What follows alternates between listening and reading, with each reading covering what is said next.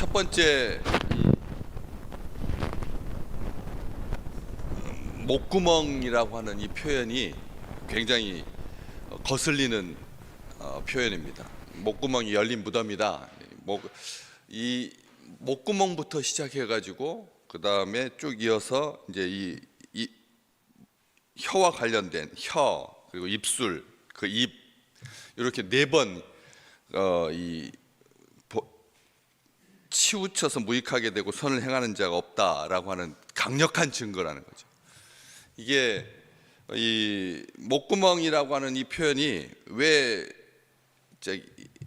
거슬리느냐면 지난 2018년도 벌써 이제 거의 8년이 넘어가고 있죠. 8년 9월 달에 남북 정상회담 하면서 당시에 북한의 이 조평통 조국평화통일위원회 그 위원장이었던 리선권이라는 자가 옥류관에서 식사하던 중에 대기업 총수들한테 했던 말 때문에 그렇습니다. 냉면이 목구멍으로 넘어갑니까? 정말 그때 날선 그 표현이었죠. 굉장히 거친 표현이었잖아요. 아무리 시대가 바뀌고 형제 간의 원수가 되어서 그렇게 오랜 세월이 지났다고 하지만 그 식사하는 자리인데 뭐 할 때는 뭣도 건드리지 않는다고 그런 자리인데 왜냐하면 사실은 그 이유가 있습니다. 이유가 왜냐하면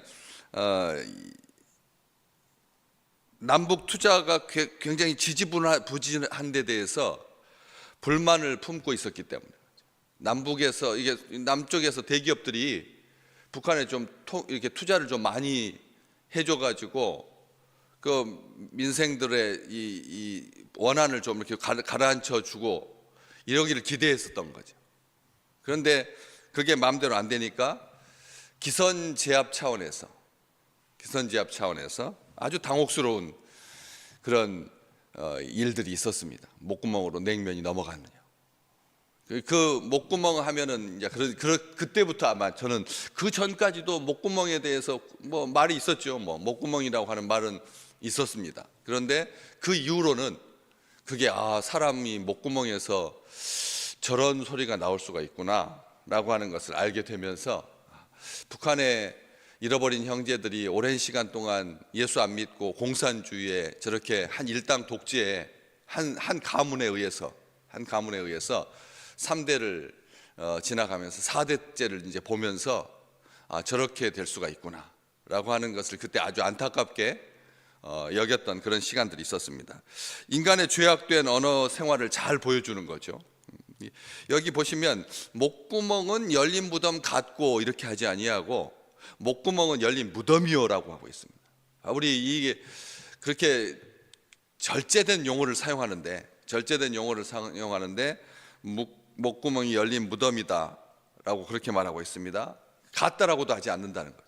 아예 그냥 목구멍은 열린 무덤이다 이렇게 말하고 있는데 왜 열린 무덤이라고 했을까요? 무덤을 열 때는 언제 우리가 무덤을 열죠? 우리 한국 사회에서 이장하고 할 때 그렇잖아요. 이장하고 할 때 오랜 새로 매장했다가 이제 신도시로 개발되면서 이장해야 될 때 그때 이제 유골을 그때까지 남아 있는 얼마 없는데 거의 다 대퇴부 정도 하고 머리 쪽 외에는 거의 뼈가 다 녹아가지고 다 흙으로 돌아간 상태인데도 그걸 수습해가지고 다시 또 납골을 해서 또 이제 태워서 납갈로 해가지고 그렇게 인계하고 나머지 부분들은 또 그대로 또 옮기기도 하고 하지만 다시 매장하기도 하고 다시 납골을 해가지고 새로운 무덤에다가 그렇게 하기도 하지만 어쨌든 무덤을 연다라고 하는 것은 기분 좋은 일 아닙니다. 근데 그건 가끔씩 우리 TV에서 무덤 여는 개장,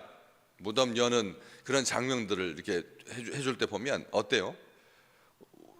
겉으로는 멀쩡한데 물이 많아가지고 그 지역이 물이 많아가지고 그래가지고 그냥 아주 흥건한 그런 데를 보거든요. 건조한 곳은 본 적이 별로 없는 것 같아요. 무덤 이렇게 열었을 때 건조한 것은 없고 뭐 습한 그런 것을 보게 되는데, 뭐 후손들이 뭐 밤에 뭐 조상들이 홍수에 떠내려갔다느니 뭐 이 벨 소리를 다 해가지고 그 다음에 이제 그 개장을 하게 되고 이장을 하게 되고 하는 그런 것을 보는데, 악취가 나는 거죠. 열린 무덤이라고 하면 악취가 난다는 거죠. 보면 입에서 악취 나는 사람들 의외로 많습니다. 근데 본인은 모르죠. 악취가 나는 사람들이 의외로 많은데, 그 본인이 속병이 있는 사람이거나 그런 경우에는 입에서 아주 심한 악취가 나서, 그래서 이 북한의 그 김정은 앞에서 무릎 꿇는 원로들 보시면 어때요? 입을 가리고 말을 하더라고요. 그게 예민한 사람한테는 그게 몹시 거슬리는 거거든요. 그런데 본인은 몰라요. 본인은 모릅니다. 아침에 대부분의 사람들이 저녁에 자고 나서 일어나서 입에서 악취가 나는 경우가 흔하지만, 하지만 속병이 짙을 때 아주 고약한 냄새가 나거든요. 근데 그걸 본인은 모른다는 거예요. 옆에서 말해주지 않으면. 그래서 일정한 거리를 두고, 그리고 또 직접 숨을 이렇게 내세우면서 그렇게 말을 하지 않은 조심스러움이 필요한데, 마태복음 23장에서 우리 주님께서 회칠한 무덤에 대해서 말씀하시면서 겉으로는 화려한데 그 안에는 죽은 사람의 뼈와, 뒤에가 더 중요합니다, 모든 더러운 것이 가득하다. 뼈만 있는 것이 아니라 모든이라고 하는 이 수식어를 써서 굉장히 많은 다양한, 우리 주님이 해주신 그 말씀 속에서 이 무덤 속에 있는 것이 뼈만 있는 게 아니구나. 뭐가 있다고요? 모든 더러운 것이 있다고. 인생 그가 살았을 때 행했던 모든 더러운 것들이 그 속에, 무덤 속에 다 있다는 거예요. 놀랍죠? 700년 전 조선시대 때 사대부집 며느리의 그 무덤을 개장하면서 그 아내가 아이를 낳다가 사살하게 되고 사랑하는 남편에게 썼던 그런 편지들이 그 속에서 발견되면서, 우리는 그렇잖아요. 700년 전에 그냥 그렇잖아요.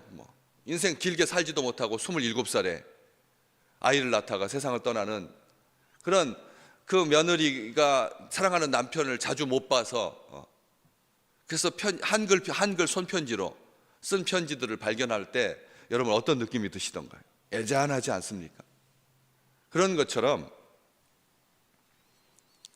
모든 더러운 것들이 무덤 속에 있다. 악한 행위를 다 보여준다는 거죠. 그런데 이게 우리 한국적인 상황에서 이게 봉분이 있는 무덤을 생각하니까 그렇지, 이 말씀이 나오게 된 그 지역, 바울이 살았던 고향 땅, 그 무덤은 어떤 형태였는데? 동굴 형태거든요. 평상시에는 닫아뒀다가 이제 조상 중에, 가족 중에 누가 죽었을 때 무덤 문을 열어서 그 속에다가 안치하고, 그 다음에 닫은 다음에 1년 뒤에 썩은 다음에 다시 수습해가지고 정식 유골함에다 집어넣어서 그 다음에 벽감에다가 집어넣는, 지금도 1990 몇 년인가 이스라엘에서 도로 공사하다가 그 무덤 하나, 입구가 발견돼가지고 아주 어마어마한 무덤이 하나 발견됐죠. 아주 부잣집, 정말 최고의 무덤이 발견됐는데, 그중 무덤 하나의 유골함 겉에다가 거기에 가이사의 요셉 가이사, 여러분 가이사 하시면 예수님을 죽였던 최고 책임자죠. 종교 지도자, 대제사장 가이사, 대제사장 가이사가 아니라 가야바의 무덤이 발견됐습니다. 한 30년 됐습니다 벌써. 그런데 그런 것처럼 그 무덤이 어떤 가문이냐에 따라서 그 화려하기가 이를 데 없는, 그걸 지금 말하는 겁니다. 부자일수록 무덤 입구가 커가지고 무엇이라도 삼킬 수 있을 만큼, 이 주님께서 마태복음 23장에 그 회칠한 무덤 이야기 하신 것은 그 시발점이 어디에 있느냐가 무덤의 화려함, 무덤 입구의 큼을 말하려고 하는 것이 아니라, 어떤 것도 삼킬 만큼 넓다. 외식하는 서기관과 바리새인들이여, 눈먼 인도자들이여, 너희 지도자라고 내세우면서 그렇게 떵떵거리고 살고 그런 너희 그 사람들한테 우리 주님께서 하루 살리는 걸러내고 약대는 삼키는도다, 나귀는 삼키는도다 라고 하면서 자기 배 채우기에 급급한 자들이여. 우리 주님께서 그 말을 하려고 하신 말씀이거든. 무덤이, 그냥 무덤이 겉은 화려한데 속은 더럽다, 누구든지 다 알죠. 입구가 부자일수록 커서 온갖 더러운 것을 토해 낼 뿐만 아니라 이게 목구멍은 열린 무덤이다라고 하는 말이, 무덤이 열렸을 때는 뭐 할 때 무덤을 열는다고요? 장례가 났을 때 무덤을 연다고. 그러면 오랫동안 1년 동안 있던 그 습하고 그냥 공기 악취 나는 그런 공기가 무덤을 여니까 그 바깥으로 쏟아져 나오는 거죠. 그래서 수많은 사람을 죽이는 목구멍이다. 작은 불씨가 거대한 숲을 태우듯이 자신의 영혼뿐만 아니라 다른 사람의 영혼까지 태우는 지옥불 같다. 우리 주님께서 그런 말씀을 하셨고, 야고보 사도는 야고보서 3장 6절에 그 지옥불 이야기를 한 겁니다. 목구멍이 지옥불과 같다. 사탄이 목구멍을 통해서 우리에게 속삭입니다. 아무리 무덤은 깨끗해도 무덤이잖아요. 그런데 사탄은 매끄러운 것처럼, 그렇잖아요.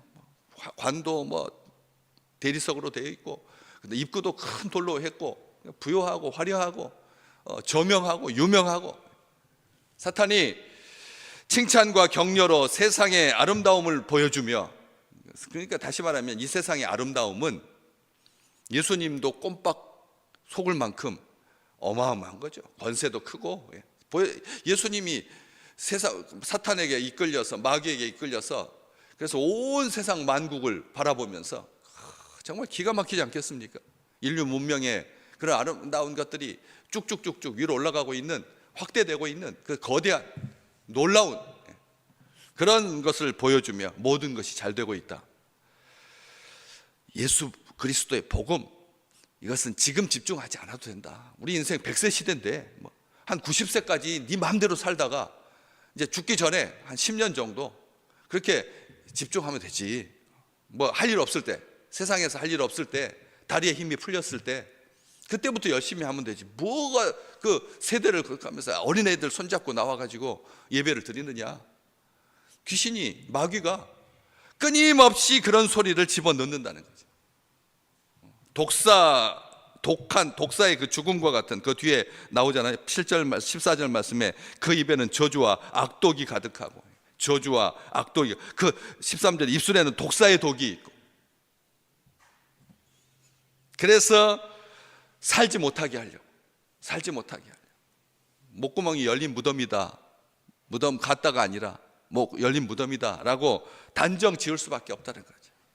하나님의 입에서 나오는 말씀은, 주님의 입에서 나오는 말씀은 자기 종을 세우셔서 지금도 여전히 신실하게 우리 하나님의 약속을 우리에게 들려주시는, 2월 둘째 주 우리 믿음의 백성들이 가야 할 길을 분명하게 알려주시는, 살게 하시려는 주님의 말씀으로 행복한 우리 식구들 되시기를 주의 이름으로 축복합니다. 주님의 호흡으로 사는, 주의 영으로 사는 참 생명, 무덤에서 나와서 생명의 부활로 하나님의 아들의 음성을 듣는 자는 살아나리라 라고 말씀해 주셨어요. 우리가 주의 말씀 들을 때 영이 기쁜 것은 그것이 끝이 아니라 우리의 속사람이 살아게 돼요. 우리의 속사람이 강건하게 돼요. 그래서 죄와 사망의 법에서 해방되어서 생명의 성령의 법으로 힘있게 살아가는, 이번 한 주간 행복한 참 생명에 주는 그 기쁨과 자유가 넘치는 아름다운 날들 되시기를 주의 이름으로 축복합니다.